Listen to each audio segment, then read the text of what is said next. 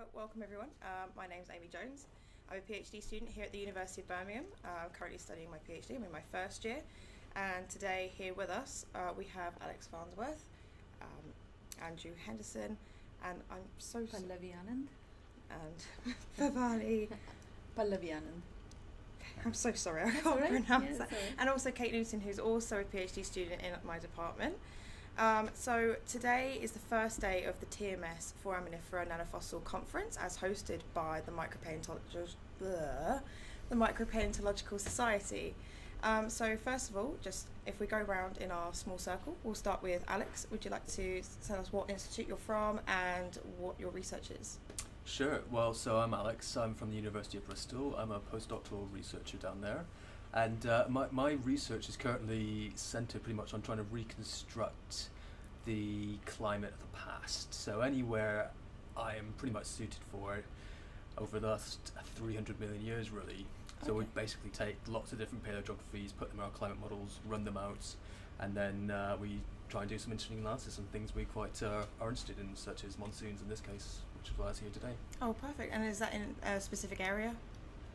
So I've always been interested in monsoon systems. That's what I did my PhD on. Yep. So I was mainly centred in the modern day and future, and then I got into the paleo world now. And welcome. Yes, thank you. You'll never escape now. Good choice. Okay, and Andrew? Yeah, so I'm a senior lecturer at Newcastle University, and I started working in Tibet on large lake systems. And from that grew my interest in some of the the marginal seas. So the stuff I presented today has been to do with the Japan Sea, and trying to look at past climate change linked to the monsoon, different currents, the Yangtze outflow for the last 8 million years or so. Wonderful. And Kate?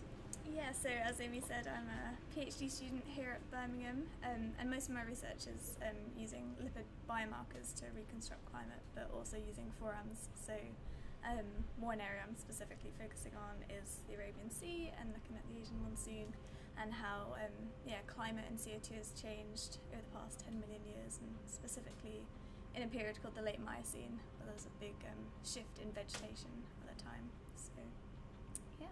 Excellent. And Pallavi? Hi, I'm Pallavi Anand. I work at the Open University. I started my PhD on looking at beautiful shells from modern ocean.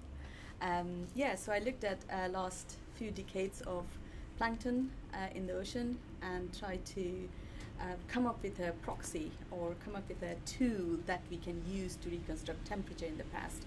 So majority of my PhD was trying to develop a proxy that works.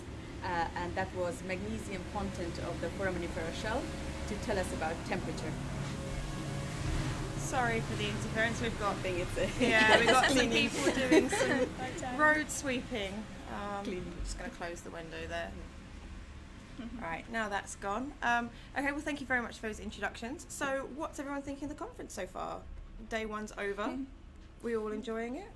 Almost. Good. Still got the icebreaker. Yeah, still have the icebreaker, yeah, that all-important icebreaker, Yeah. hosted at the university's own Lapworth Museum, which is a finalist in our Art Fund Museum this year as well.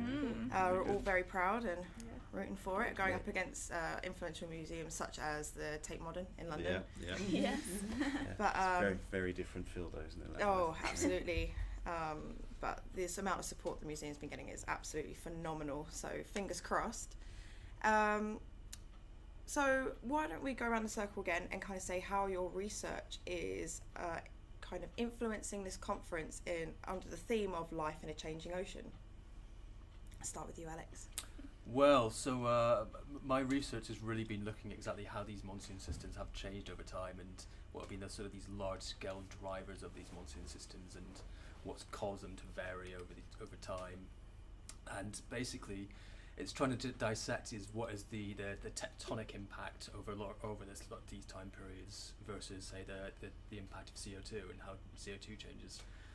And basically what we've been looking at is that the monsoon system itself is pretty insensitive to CO2 change over time, and that it's actually tectonic boundary conditions that we put into it, such as the Himalayan Tibetan Plateau region, the Iranian Plateau region, differences in gateways, which are really driving the change in the monsoon that we actually see in a lot of these records in the past. So we're hoping that we can try and pretty much show that it's the actual mean state of this monsoon system is really being driven by the paleogeography, not really CO2. Oh, excellent. Okay, and you, Andrew? Yeah, the stuff I was talking about today was all to do with the Japan Sea, which is this kind of marginal basin to the east of the main Asian landmass. It has very low sills, so it gets cut off when sea level goes down. So it's very sensitive to kind of sea level change, and a lot of the stuff I presented today was all to do with diatoms, so not forams, but all nanofossils, because they don't preserve. That's okay, we'll let you off. Well, they don't preserve unless in some very special circumstances. But there's evidence over the Miocene timescale, so back to about 9.5 million years, that there's been some big shifts in the kind of siliceous productivity, and there was timing with Northern Hemisphere glaciation. There was a huge crash in kind of silica production, and so one of the key questions is, well, how's that kind of global signal kind of manifested across the globe? And this is just kind of one part of that puzzle. And how does that then link to Asian landmass changes, onset of monsoon, and glacial interglacial variability? Wonderful. And Kate? Yeah, well, I guess for me, just sitting and listening to all the talks and the discussions today have been very useful because, as I said, my research is related to the Indian monsoon, but being able to hear a range of talks with paleoclimate records from a variety of regions where, obviously all related to the monsoon, it's really important because it's kind of thinking about how it all links, and obviously, when you work in just one area, it's so easy to just kind of focus on that local record, but actually it's important sort of, for me, kind of thinking about how it fits more into the broader picture, and correlating these records with other sites as well. So that's been certainly really useful for me. Absolutely. Lovely. And you've just started working on some forums, haven't you? I have, yes. It's your first time working with forums? Yes. How are you finding it? Forums. I mean, I'm enjoying it. Yeah. Yeah, I can't say that my site has a huge number of forums preserved, but whenever I find one, I do get very excited. Oh, good. I'm sure some people out there would agree with you as well when they find those elusive beings. Unfortunately, that's the joy of working on the monsoon system, where you have got rivers draining into these basins and bringing lots of continental material. And along with those, you have these tiny plankton which has been living on the surface of the sea or in the bottom even. They get preserved, and they are really fantastic because they record the time when they were kind of living. So that provides us with tool in a so-called continentally flooded environment to be able to date those sediments. Otherwise, we'll kind of get stuck really. So that's a really valuable point. Yeah. And do you find it very difficult to date the sediments? Not so much, but it depends really, very much so. So there is certain time window when you can be very confident. For example, if you go back in the last glacial, you can be confident. You can use carbon-14 dates, and you can be very sure that yes, your dates are pretty well constrained. And then you went into the realms of these tiny creatures which live at the bottom of the sea and records the ice volume changes. So how the continental ice has changed through time.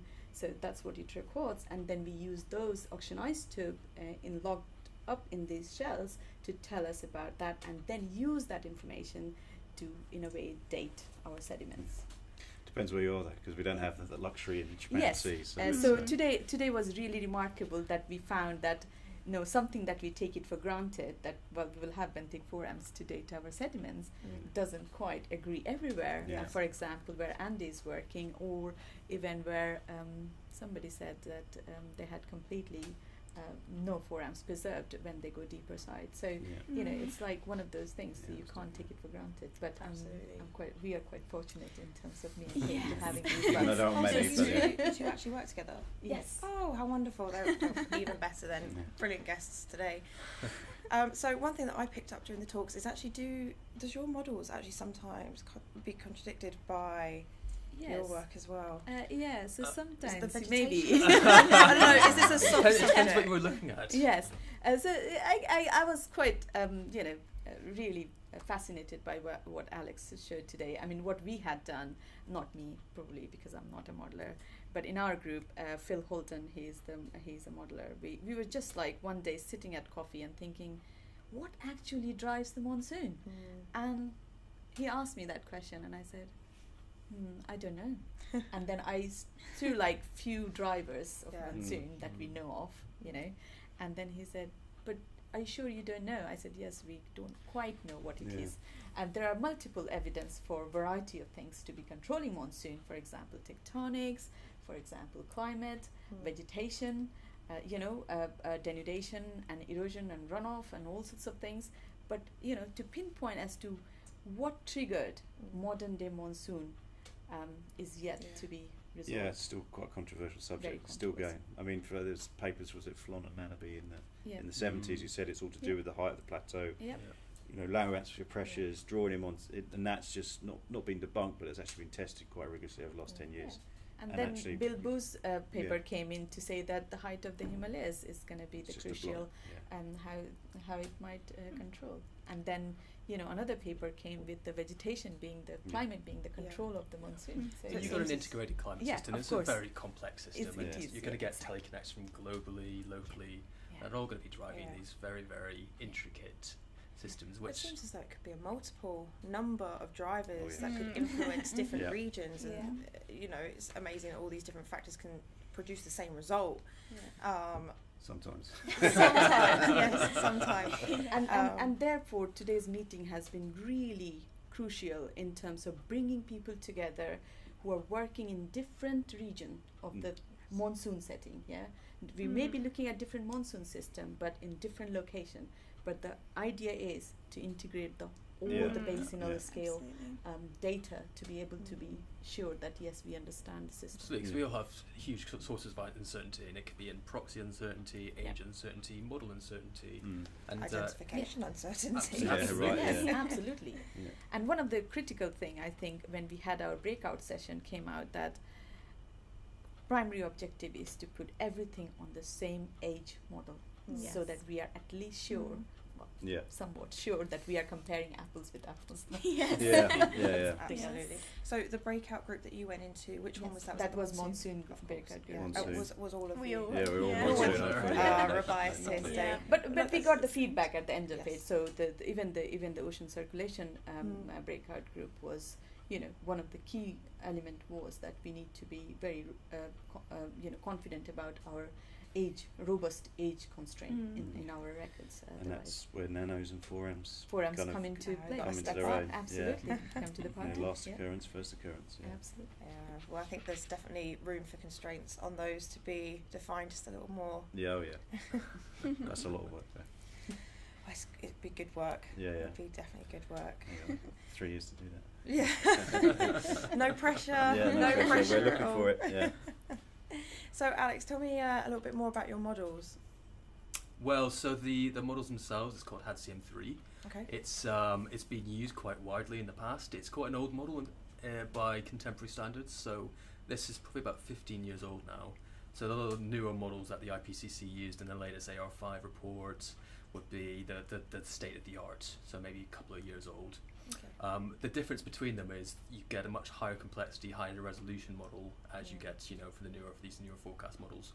However, there are trade-offs because of this, and you cannot run these newer state-of-the-art models for the times that you need to on a supercomputer for a paleo world, because you need to spin up these models to get into a steady state, and it can take upwards of 5,000, 10,000 years to get to that point in model years. Wow. And runtime, and if I was to, just for as a comparison, one of these low resolution models that we use for Paleo World, just to get that sort of time frame, it takes 3, 4, 5 months just to run one simulation up to that state. So, can these simulations work with other futuristic models as well as let's say well, I assume you could definitely use it for modern day climates, but you've used it in futuristic models as well. Yeah. So the model itself is they are just a huge bunch of equations of how our physical understanding of the world works, and we know all about these. Now there are assumptions that are put in these because of different resolution dependencies. So, for instance, convective scale systems are typically over maybe 10 to 20 kilometers, in formation. But if you have a grid square which is 100 kilometers, you can't realistically have this sort of mesoscale convective system form. So you make an assumption by your convection scheme, which means that you have a lot of these different things working together, and so essentially what we're saying is that the physics are there and we know how they work, but we make assumptions along the way depending on the model itself. And all you then do is you change the boundary conditions, so you can put a modern day paleogeography in it, or you can put a Permian day paleogeography, you know, hundreds of years, million years ago, and then you just let the model run, and it will do its thing, and it will try and produce the actual climatology for that region. Wow, so the future implications from these models as well could be useful in other aspects of paleontology, would you say? Well, yeah, I mean, it depends. I mean, the IPCC is a huge advocate of using the models. That's the only way we can test our hypothesis of what's going to happen in the future. We have no other way. There's certainly no data unless you have a time machine to come back and bring that through. Of course, well, I think a few of us that's have why always you wanted have that. that's why you have sediments to give you that's your time what machine. it has been in the past, and therefore use that at least a background climate Exactly. without the influence of us Yeah. being there Yeah. and what it can. And tell us. that's the strength of paleo modelling, and Yes. then combining it with the proxy data side of the community. And what can we really learn from the past and how that influences the future? Wonderful. And now you've both been on IODP cruises. Mhm. Yes, we Tell us have. a little bit about that. What is an IODP cruise for those that don't know? And Okay. So yeah, go on, Andy. Okay. Well, I was Japan Sea. IDP is effectively people propose an expedition or a cruise to a certain region to go and core lots of mud with specific objectives. So they generally last for 2 months. So you're on board ship. You don't reach shore. You're there for 2 months, and it's just 28 shift work. So it's 12 hours on, 12 hours off. It's constantly cycling. You're constantly drilling. not for the faint-hearted. Not for the faint-hearted. And everybody, scientists, you apply to go onto the expedition, and people have different roles. So I was a sedimentologist, so that meant 12 hours of describing mud, taking core photos, pushing things through, like measuring things like, you know, susceptibility, what the different colours of the mud were, because these are all diagnostic tools for climate. And then at the end of your shift, you would then kind of hand over to, I was on the day shift, and then hand over to the night shift, and they worked through the night doing the same thing, and then we shift again in the morning. So there was 10 of us in total, so Okay. five on each shift, and it was a lot of work. But at the same time, you have people who are doing, you know, looking at kind of magnetic signatures in there to look for whether they can look for markers for timing. You've got people who are working on picking forams, on nanofossils, on diatoms to help constrain the timing of different events. So this kind of idea of, you know, species evolution and last occurrence and first occurrence, as well as people looking at the geochemistry of the sediments. And while we're doing all of this, we're kind of uploading the data, and people are actually logging it and trying to tell the drillers where they should be drilling. So it's all kind of real time. So the idea is that you then have to tell the drillers, no, you've overshot that hole, you need to come back up a bit, and things like that. So so there's 34 staff we had, scientists, and there's a crew of 100 on top of that who help. You know, there's the drillers, the riggers, people who run the ships, the food, the caterers, you know, you get your cabin, you share a cabin with a scientist, and you effectively, you know, Become friends. No. You're an opposite shift pattern, so your room's yours for 12 hours, that's it. And it was great because you kind of, you know, when you need to do laundry, you just put your stuff in a bag, dropped it outside, and it was magically put back 12 hours later. What do you do in your downtime? Downtime? Well, There's there's no downtime. well, there's no downtime, but after your shift, you can, you know, there's a gym on board, there's a cinema on board. There's lots of kind of science meetings and things like that, so an exchanging of information. So the key thing was that when you change shifts, you had this exchange meeting. It's really important that everybody's kind of, you know, talking about the same thing in terms of what you're identifying things in terms of sedimentology and things like that. And so those exchanges, so they're about half an hour each. So it you weren't just there for 12 hours. And then it would be like midnight, and then someone would say, "Oh, isn't it dinner time?" And it would be like, you know, last thing you want to do is like, eat at 1 in the morning. Yeah, I can imagine. So that was So that was a long day. So that was my experience, but incredible otherwise. Yeah, I mean, you know, what Andy, you missed out is like the whole planning of it.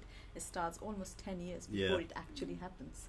So if you can think about it, we may start planning now for the next time, then we want to go and drill for the monsoon. Yeah. You know, so that's where it starts. It starts way early, and you know, if you're lucky to be in the expedition, you know, it's a fantastic opportunity to work with people and really share experience. I mean, you know, of course, there's always, you know, interesting times on the ship. Yeah. You know, you're stuck with them for next 2 months, whether you like it or not. I did see a very interesting image of my supervisor, Tom Dunkley Jones. He was, I think, on the ship deck playing badminton Oh yeah. in the Yes, afternoon. we had we had our Beautiful first sunset behind him. we had our first GR, Joyous Resolution is the name Yeah. of the ship, first GR table tennis championship.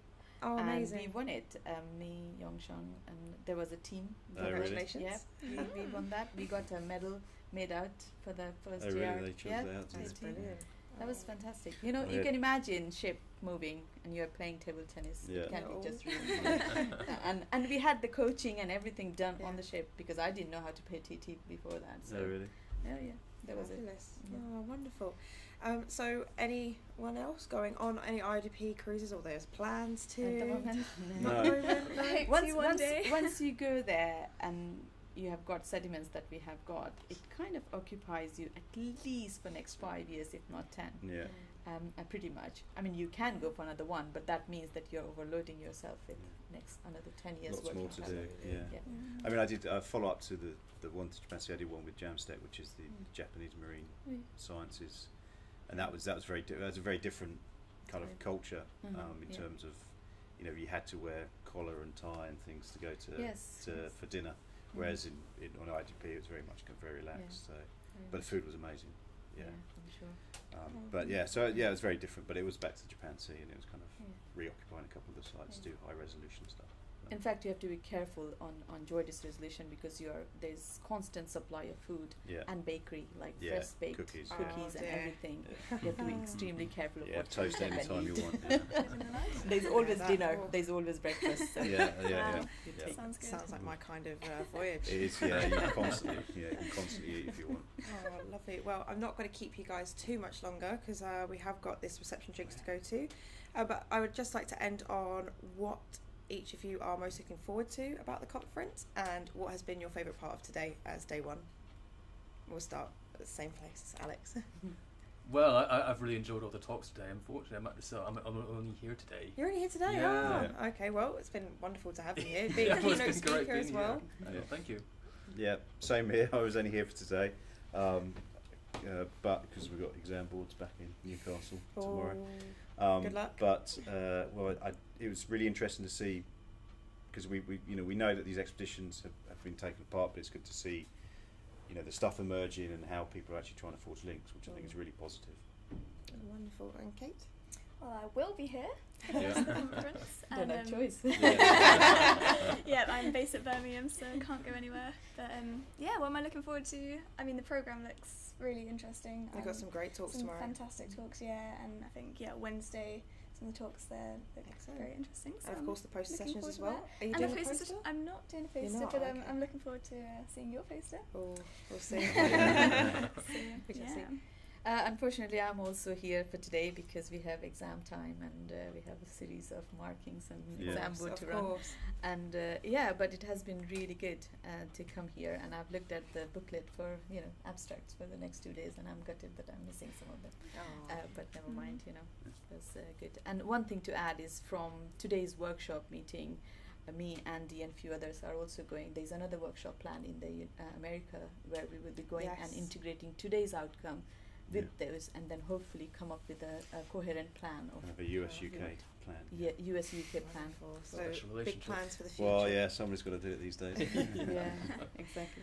Wonderful. And just the very last thing is, do you all feel like you've gained something today and you're leaving with something, like you've gained something from the conference Yeah, today? yeah, absolutely. Very Definitely. much Well, I so, feel yeah. like Learned you something might new be today. going to the US with some... Yeah, Yeah, definitely. It Yeah, was Definitely. some interesting talks. So the idea is Food to for thought. summarize today's outcome and then take it to US and then feed into their system as well, and Perfect. then come up with some more Yeah. suggestions for the group here. We'll be interested to see what you can all see come what up with. these- yeah. Okay, guys, well, we'll all head over to Lapworth Museum now. I'd like to say very special thank you to all of my guests here this afternoon. We'll do another podcast tomorrow with some new guests to be confirmed. As for that, we will see you tomorrow. Okay, Okay, thank you very very much. much. Thank you.